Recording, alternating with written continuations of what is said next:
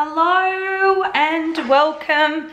This is the third time I've tried to record this because number one, I didn't charge the camera, so it died halfway through trying to record this twice. The garbage collectors have literally like gone, fuck this shit, I am like gonna disrupt the whole street. The random ice cream dude, you know, the home ice cream, driving up and down the fucking street. I'm like, mate, trying to recoup all his losses through this rain period and shit summer.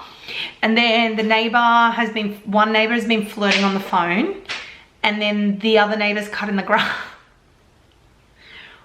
It's literally 1:15. So anyway, welcome to the podcast. That was my little spiel. This week's episode is all about meal planning. So I've done my meal plan for the week and I thought, why not share it? Because a lot of you are probably listening and thinking, I don't know what I'm gonna cook for dinner.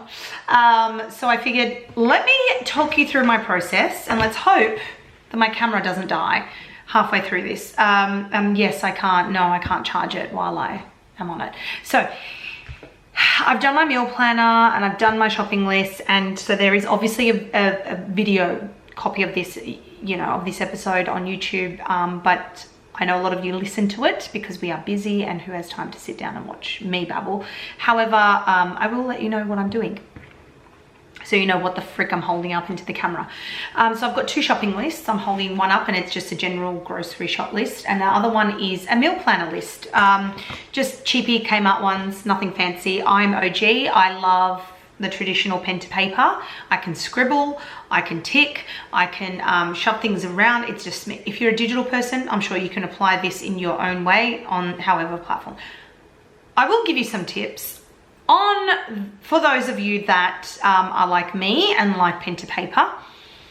If you are going into the store physically, I definitely take a photo of my meal planner and I take a photo of my shopping list for a couple of reasons.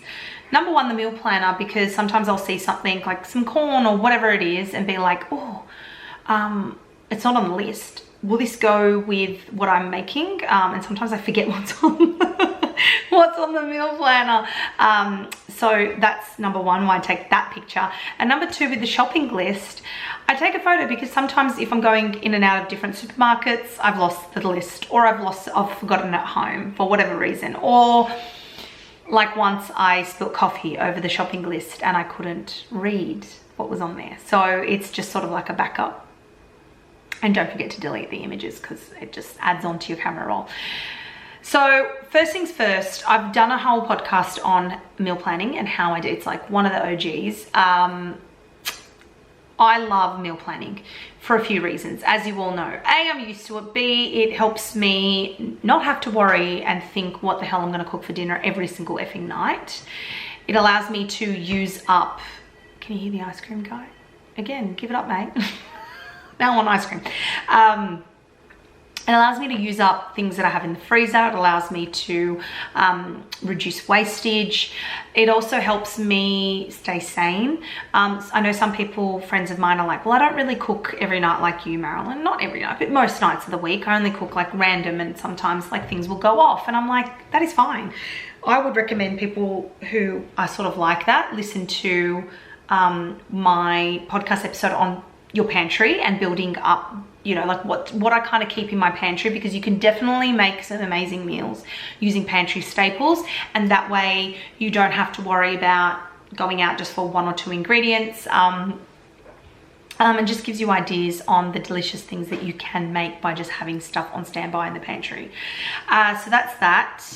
First thing that I do is I get my shopping list before I even meal plan, and I go to I keep this shopping list next to the kitchen counter, and that way throughout the week, if I'm running low on certain things, I'll jot it down. Sometimes I forget. So then I just go around, I go into the laundry, I go into the pantry, I go into, you know, the freezer, the fridge, and I write things on the list first and foremost that I need for the house. Toiletries, cleaning products, you know, your typical, because I don't put on my meal planner breakfast. I just think I don't need to, you know what I mean? Write that down. Like, we are pretty basic, like we eat similar things. I make sure that I have eggs. I make sure that I have, you know, cereal for the kids. I make sure that there's bread, and I buy raisin toast and all that kind of jazz. You know, I make sure I check to see if there's butter. I put apples, like the basic fruit, and like the fruit and veg, like things that I always have that the kids are eating, that we're eating. I check, you know, your tuna. I check my pantry, like, do I need rice and whatnot? And that's, you know, another build up of, I think it was last week's episode where I talk about, you know, when I organize my pantry, I have a tub where it's the overflow tub, where it's things like, if I've topped up, you know, canisters with rice, like, is there, you know, or flour, is there, you know, was there half a packet left that I've just put into the overflow tub? I'll use that first before I buy another packet, or I check there and see, like, oh, I'm running low on rice and there's none in the overflow tub. So, you know, I know this sounds like, oh God, there's so much effort. But anyway, that's just kind of little tips and tricks, because we're all different, whoever's listening. So some people it might be relevant, some people it might be like, shut up, lady. And then the way that I think about what I'm going to cook on certain days is that, yes, I know that I'm recipe developing half the time.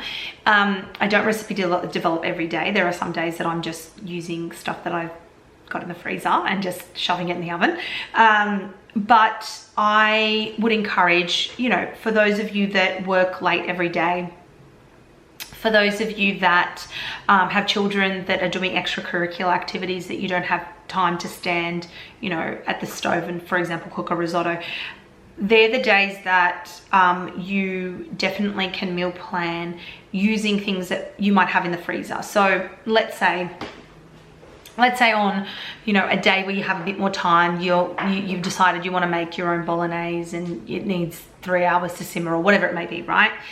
You know, I would encourage you to double, triple batch, so that you can freeze portions off, so that on those busy days you can put an extra, you know, half of it into the freezer, so that, what am I talking about?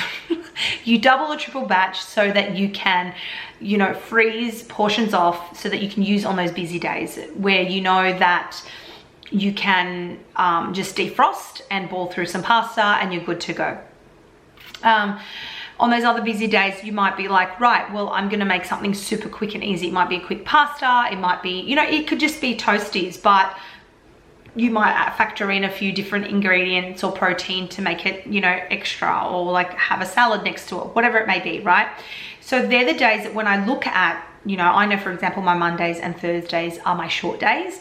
They're not the days that I'm, you know, they're days that I'm doing admin, but also I'm not recipe developing. I've called that like off bounds because in the past I've tried to do it all in one day and it just does not work, especially with those short school hours. I'm just like, no, between, you know, recipe developing, photographing, like doing all the things, it's just too much. So I usually do quick and easy dishes on those days.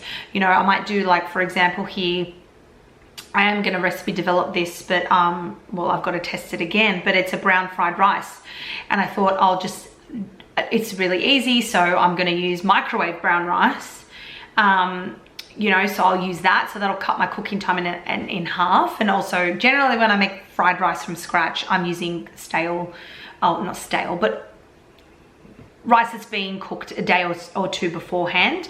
But I'm like, screw that, I'm just going to use microwave rice and add in some prawns and some Asian mushrooms. So that's going to be on Mondays. Mondays is kind of becoming a meatless dish. Like, generally we go out on the weekend, and if we have like Korean barbecue or something, we've just had a bit too much meat, and I'm like, I need a break from meat. So that's what I'm doing.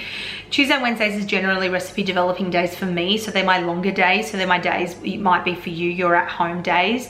So I'm going to be cooking a lemon caper one pan chicken. It's still quick and easy, but for me it's longer because I'm, you know, having to photograph and write out the recipe and all that kind of other jazz. So, and I'm just gonna make just some roast potatoes.